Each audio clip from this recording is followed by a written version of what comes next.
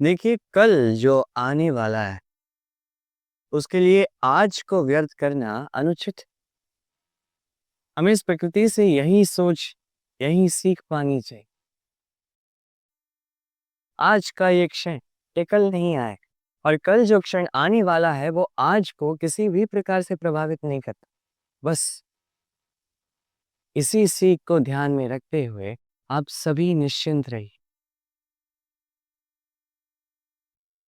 जीवन क्या है ये जीवन?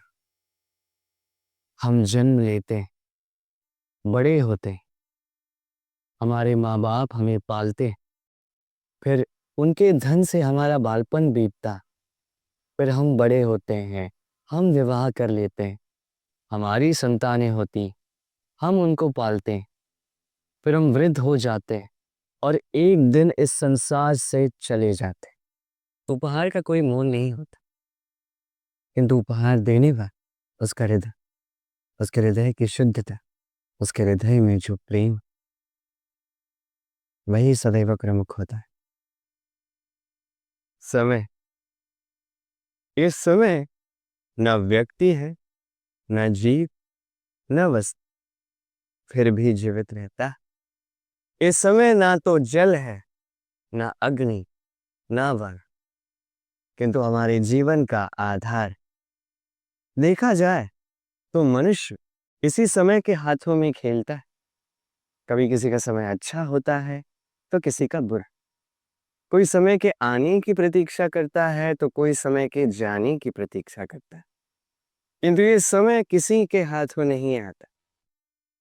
ये समय जो किसी को दिखता नहीं, ये सब को सब कुछ दिखा जाता है कि अपना कौन है, पराया कौन, हमारे हितैषी कौन है, अहितकारी कौन, हमारे मित्र कौन है और हमारे शत्रु कौन। इस समय आपको दिखा जाता है कि आप कितने बलशाली, यही समय आपको दिखा देता है कि आप कितने दुर्बल। इस समय सब कुछ दिखा जाता है। तो ये समय जो इतना बलवान है, इसे हम नष्ट क्यों करते? सोचिए, आप उठिए और इस समय का भरपूर उपयोग कीजिए, इस समय का सदुपयोग कीजिए, क्योंकि इस समय का उपयोग करना केवल यही आपके हाथों में, और कुछ नहीं। और ये समय एक बार बीत गया तो कुछ भी कर पुनः लौट कर नहीं आएगा। तो इस समय का सदुपयोग कीजिए और सब में हर्ष बांटिए। और आइए मेरे साथ प्रेम से करें राधे। ये कमल का पुष्प देख रहे हैं? इसे अभ्यास होता है जल स्तर से ऊपर रहने का। तो तालाब में जब भी जल स्तर उठने लगता है, इस पुष्प की ये नाल जो है, ये भी लंबी होने लगती, ताकि ये पुष्प जल स्तर के ऊपर है। किंतु जैसे जैसे तालाब का यह जल स्तर घटने लगता है, इसकी नाल स्वयं को छोटा नहीं कर पाते, और ये पुष्प स्वयं के ही भार के कारण टूट कर गिर जाता है। अब यही हमारे साथ भी होता है। जैसे जैसे जीवन में हमें सफलता मिलती है, हमारे जीवन का ये स्तर बढ़ता जाता है, और जब संसाधन कम होने लगते, हम इस जीवन के स्तर को छोड़ नहीं पाते, और अंततः इस दिखावे के बोझ के कारण दब कर यहीं समाप्त हो जाते। इसलिए यदि कुछ रखना है तो विचार है, साधारण रूप से जीवन जीना सीख। समय का यह चक्र कभी आपको मात नहीं दे पा। राधे राधे। भूल, संसार में ऐसा कोई व्यक्ति नहीं जिसने भूल ना की। भूल होती ही इसलिए ताकि हम भूल करें, उससे सीखें और जीवन में आगे बढ़ें। किंतु वो व्यक्ति अपनी भूलों से कभी नहीं सीख पाएगा जिसने भूल को स्वीकार करना नहीं सीखा। मनुष्य कई बार अपनी भूल को स्वीकार नहीं करता, उससे कतराता है, ये सोच के कि यदि उसने भूल स्वीकार कर ली, उसे सबके समक्ष जो है लज्जित होना होगा। वो जानता है कि उसने कहीं ना कहीं भूल की है, किंतु उसका ये दम ये उसे स्वीकार ही नहीं करने देता। अब वो भूल भूल ना सिद्ध हो, इसके लिए वो और भूलें करता जाता है और अंत में उसके हाथों में कुछ नहीं रह पाता, उसके हाथ खाली रह जाते हैं। इसलिए जीवन में यदि आपसे कोई भी भूल हो, उसे स्वीकार करने में देरी ना कर। कहीं ऐसा ना हो कि आपका ये दम आपको इस मार्ग पर इतना आगे ले जाए कि पुनः लौट कर आ पाना ही असंभव हो जाए। राधे राधे। संबंध, ये संबंध चाहे मित्रता का हो चाहे हो प्रेम, इसका आधार है हृदय।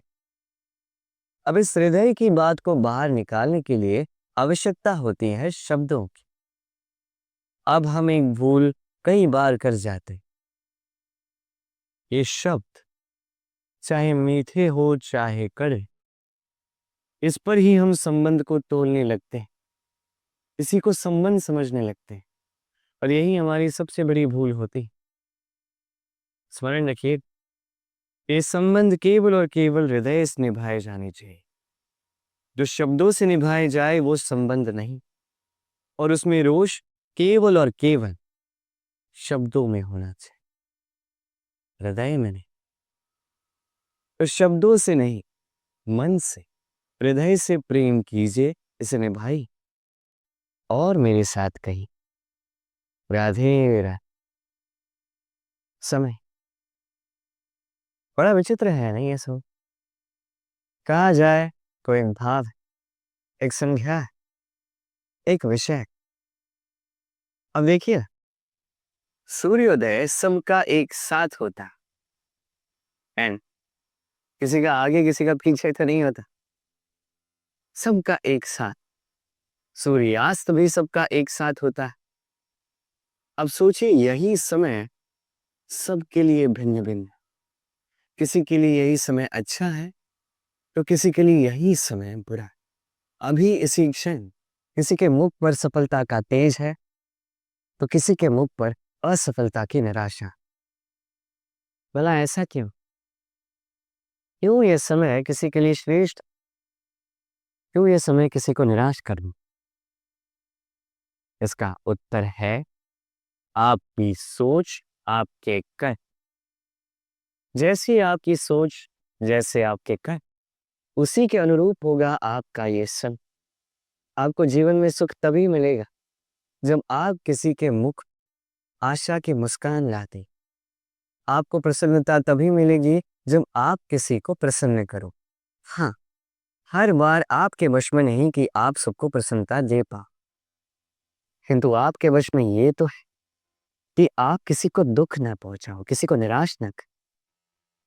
और किसी को दुख ना पहुंचाने का ये प्रयास भी आपका कर्म ही तो है, और इस शुभ कर्म का फल आपको प्रकृति अवश्य दे। स्मरण रखिए, अच्छा समय उसी का आता है जो कभी किसी का बुरा समय ना चाहे।